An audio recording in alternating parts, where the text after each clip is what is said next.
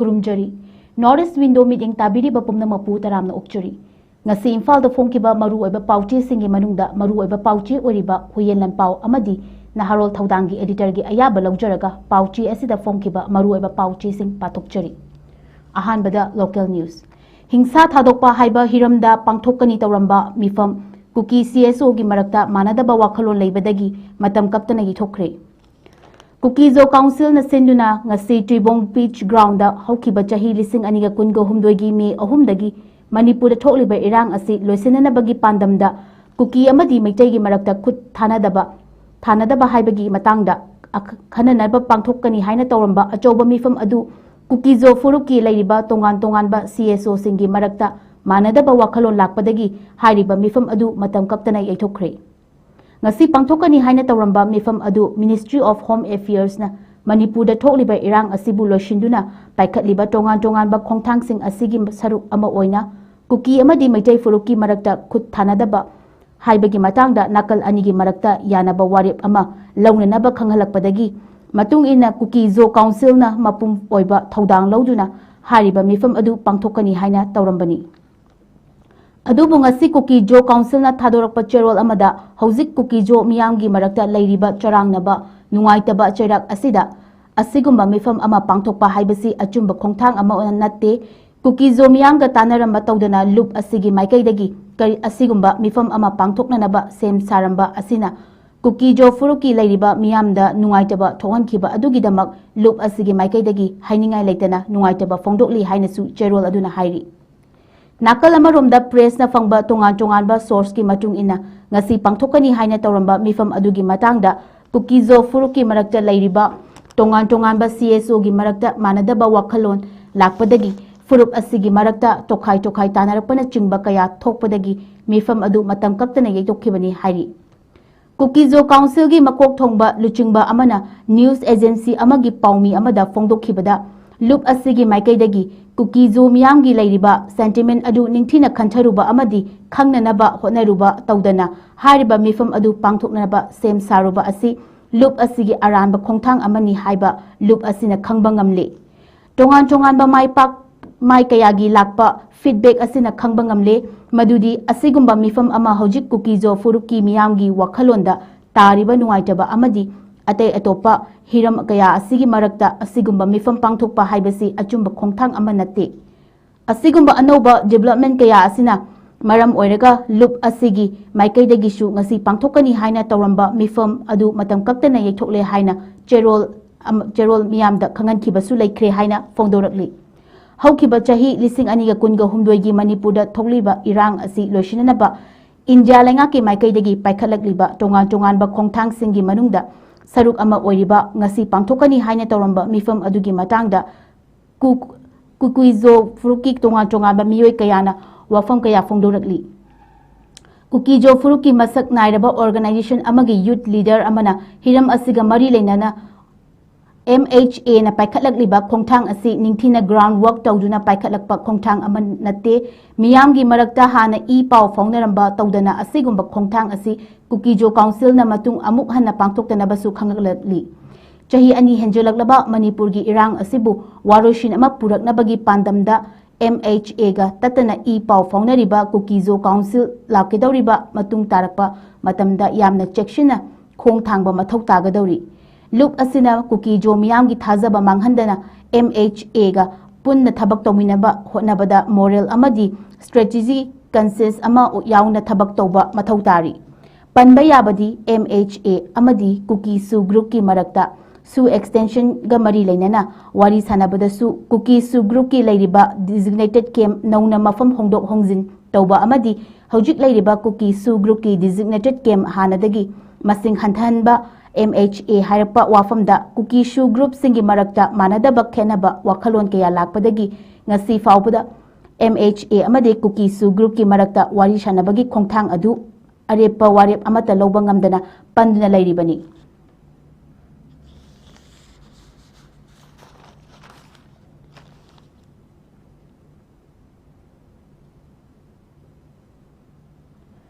मणिपुर की इरांग लोइसिंदना census पांगथोकपा यारोय अचुम्बा खोंगथांग नत्ते पांगथोकपसु यारोय हाइना JFD दा फोंदोरकली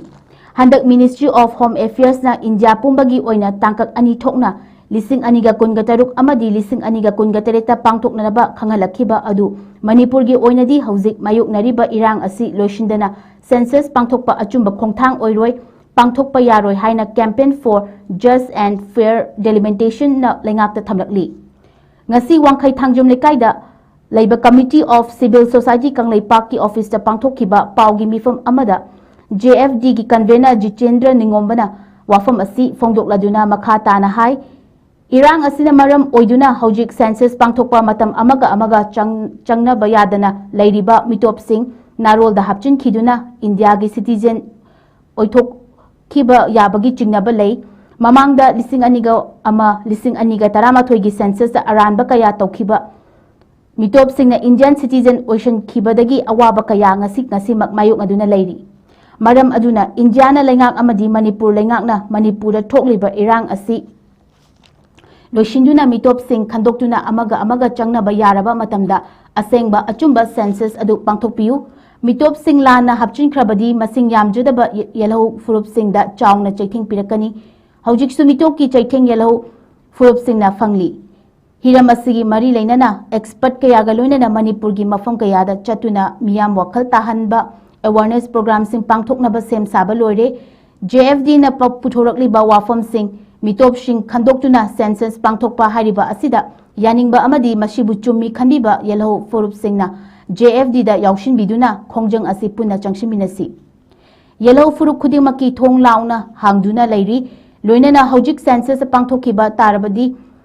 mitop singna Indian citizen oshilaktuna ekhoida pirakadaba chaitheng sing munna khambiba amadi tungi mirolgi damak niyam chumna thamlabra pamba lup natraga lanai miyoshinasu JFD na changshiliba khongjang asida saruk yabiyu punna chaminasi hainasu fongdokhi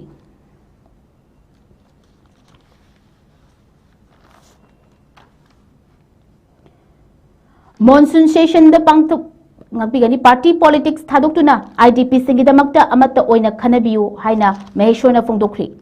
PR makha tana sangdokpagi mahutta mara chetpa lengak ama thamgadabani tha asigi kungamathoidagi hauduna pangthokadoriba parliament monsoon session da Manipur gi chatliba MP singna opposition ruling party hunaduna leibagi mahutta state asida thokliba irang asi loishinaba amadi IGP singidamakta amatta oina khanabiyu haina RPI Manipur State President 𝗠𝗏𝗏 maheshona fongdorakli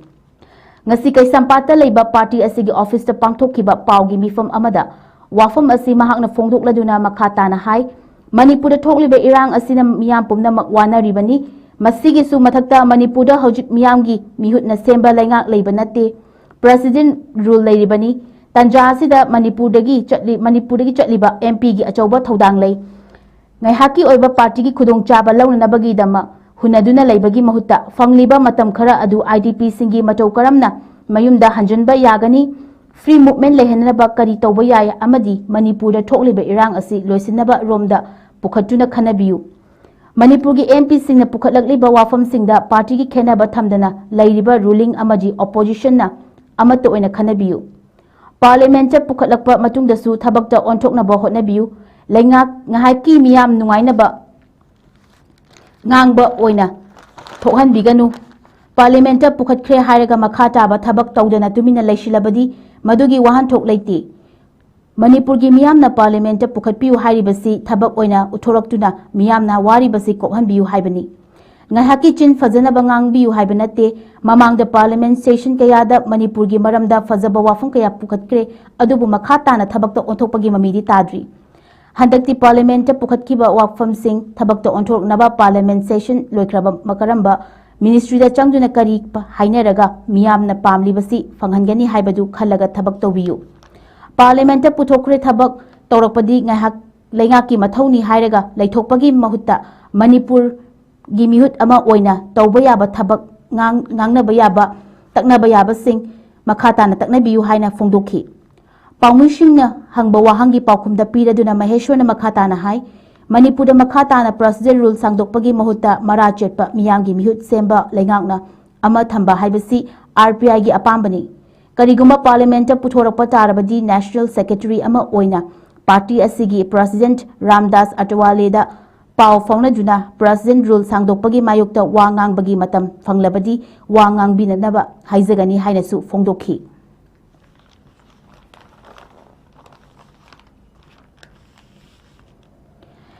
Endozo court na chahi taruk jail da laibagi fadok pikre Protection of Children Sexual Offence Act lising anigatarani thoigi makhada masagi chahi kuntra suraba samara maning lekaidagi Ningthaujam dozo singa kauba mioi ama fast track special court number 2 lamfel na maralgi matung ina chahi taruk jail da laibagi fadok pikre court na chahi taruk jail da laibagi fadok pibada natana Ningthaujam dozo singa na fine oina lupa lishing manga thina nabasu court na rai taki Karigumba hariba senfam adu court na piba matamgi matung manungda piba ngamdrabadi makhata na tha ahum amaga jail da laigani haina su khanghali Laibak thiba thodok aduda victim na thengnariba mental trauma amadi case asigi investigation chathabada mayok nariba awaba adugidamakta state lengakta punna lakh mari victim da pinanaba su court na khangan khre hairi senfam adu state lengaki laiba compensation fund natraga US 357F of CRPC gi laiba scheme gi makhada pigadabni hairi Hariba senfam adu victim adu gi education, healthcare amadi welfare gi damaktani. Senfam adu lakliba numit kuntrani gi manungda victim natraga victim adu gi imungda miyoi singda sinagadamni haina su court na rai taki.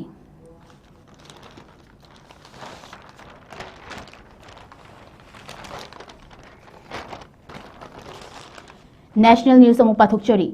Prime Minister Modi na mikhal pangthokadoriba Bihar da anauba Amrit Bharat train mari lamthakri.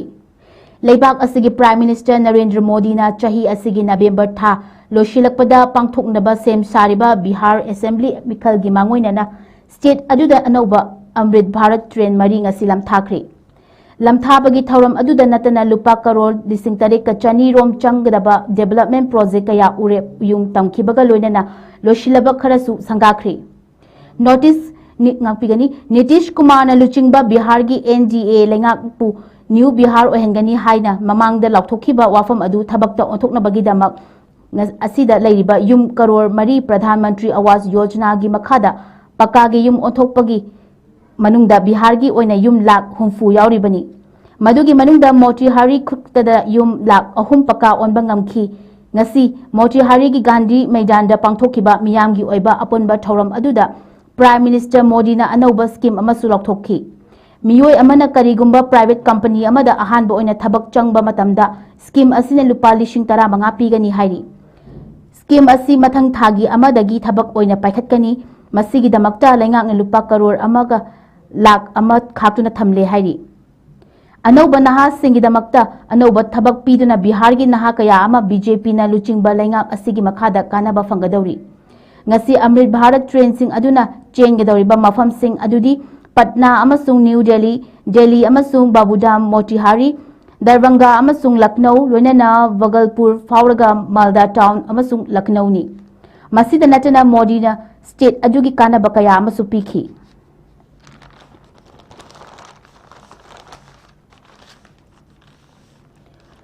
Golden Temple thugaigani haina email dat ki halakbaga mari leinana Punjab police na ama fari. Golden Temple haina khangnariba malemgi mafam kayadagi lainingba kayana laknariba Amritsar gi laishang asibu thugaigani haina laishang asi panariba Siromani Gurudwara Parandak Committee da email kaya thajinduna ki halakpaga mari leinana Punjab police na masagi chahi kunga mari shuraba Haryana dagi software engineer ama fari Police ki maikai dagi fongdorakpagi matung ina haukiba numit mangani gi manungda RDX sizinaduna Amritsar da lairiba Golden Temple adubu thugaigani haina email taretlak thajalakhibani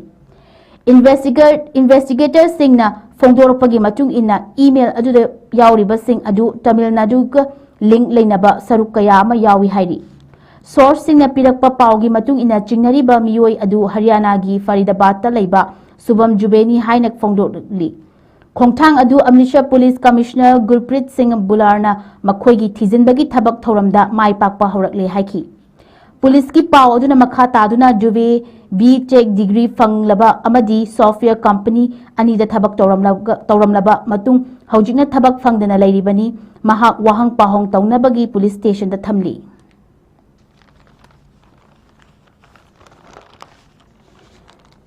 United Nations ki dialogue ta India na peg for future haiba wafam adu amukka hanamara chathankre.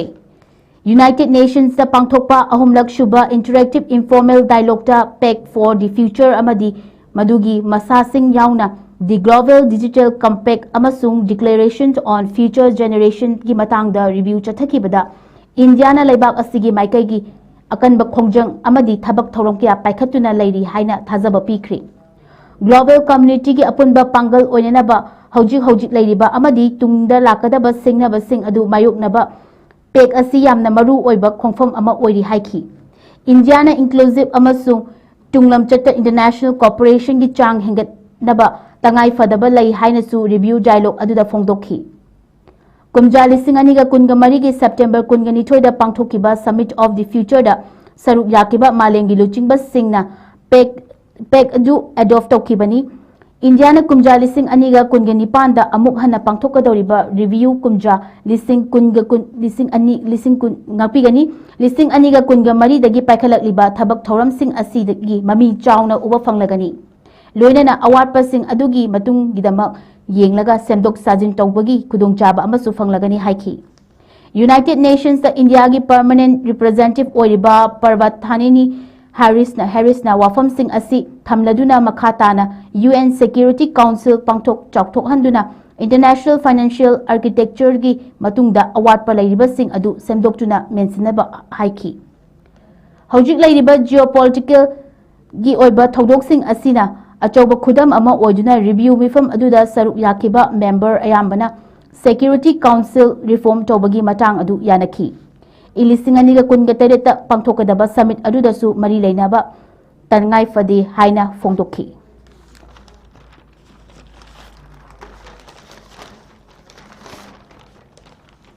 International news amuk pathok chari. Iran gi military gi luchingba singna Israel gi mathakta matam ama hektada lan makha chathaba ngami haina ki hankri. Iran gi military luchingba singna laibak adugi force singna matam ama hektada Israel gi mathakta makha taba lan chathaba ngami haina malengi tongan ba luchingba singda Jackson wai phongdokri. Panba yabadi numit 12 chupna Iran na Israel gi maikaidagi attack kaya mayoknaraba matung USA na mating pangsilaktuna makhoigi nuclear facility site sing thugaiba loiraba matung ceasefire laukthoknakibani. Adubu hariba ceasefire adu kadai fawba kuina chatkadoribano haibadu khangba ngamdri. Iran gi Revolutionary Guard Corps ki commander oiba Major General Mohammad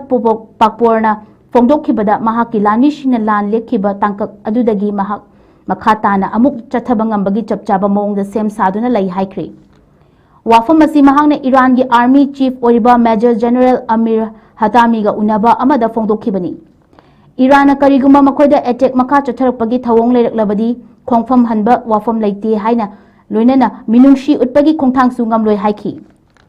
USA gi strike sing aduna Iran gi nuclear facility singda mamangi thada chathakiba attack aduda thabak toba yaroi daba mawongda thamkiba nate samjin sajinbagi thabak paikhalakli haiba intelligence ki report singi matung ina mafam sing aduda amuk hana attack chatharakpa yabagi mami amasu oiribani. Iran gi Fordo nuclear enrichment site adu ayambana mang takrabani adubu Amfahan amadi Natanz ki site adu kahena soktaba maramna tha kharagi matungda thabak hauba yagadauri. Marak asida USA gi maikaidagi amadi Europe ki luchingba singnasu Iran da makhatana nuclear gi wari sanabagi ingit ama pirakli. Adubu Iran gi Foreign Minister Abbas Aranchina karigumba wari sanasi hairabdi Iran na pamba mawongda sanaba mathautai nakal amagi apamba amakhak yenglaga wari sanabagi kanglon adu afaba oiroi haiki. Israel gi military chief of staff oiriba Eyal Zamirna phongdorkhibada Iran gi mathakta chathariba campaign asi loidri anauba lakpa yari haiki. Ceasefire na nongmai kapnabada lebhelabasu tension di wangkhalakli.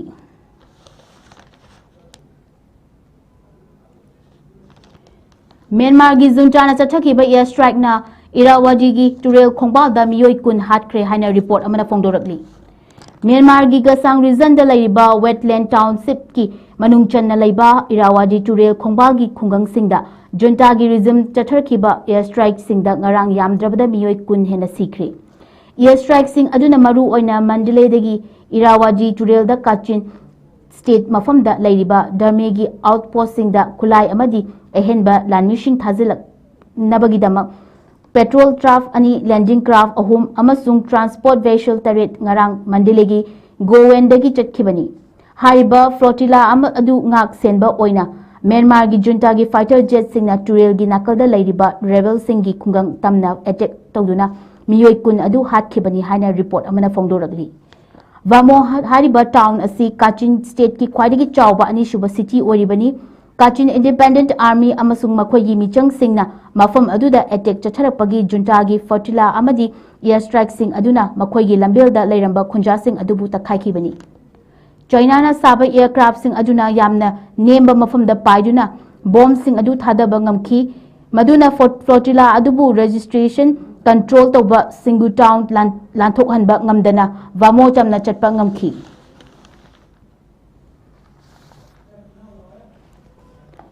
Russia na Europe ki mafam kaya loshin bagi khongthang leirakpa yai haina NATO gi maikai dagi fongdokre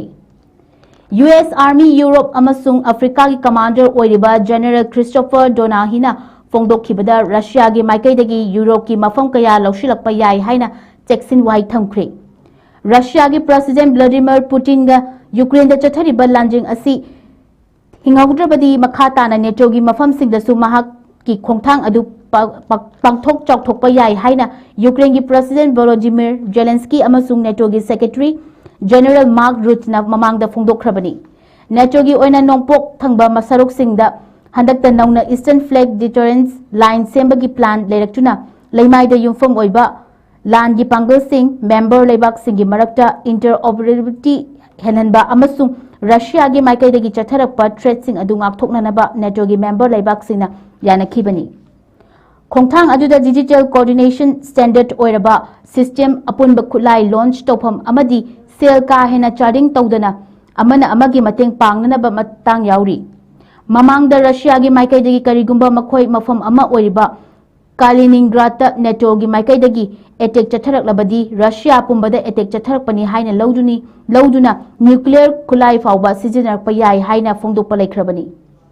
Kaliningrad hariba mafam asi Baltic sida leiriba Russia gi mainland ga samadaba mafam amani kha thangbadana Poland amasung awang amasung nongpok thangbadana Lithuania ga tainaribani mamangda Konigas Habak haina khangnaraba mafam asi ani shuba malemgi lanjawgi matungda Potsdam Agreement ki manung channa Soviet Union gi saruk ama oiribani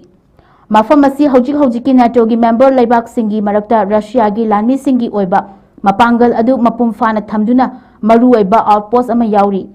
Europe ta khwaidagi hena ngak seliba mafam singi manungdasu ama oiri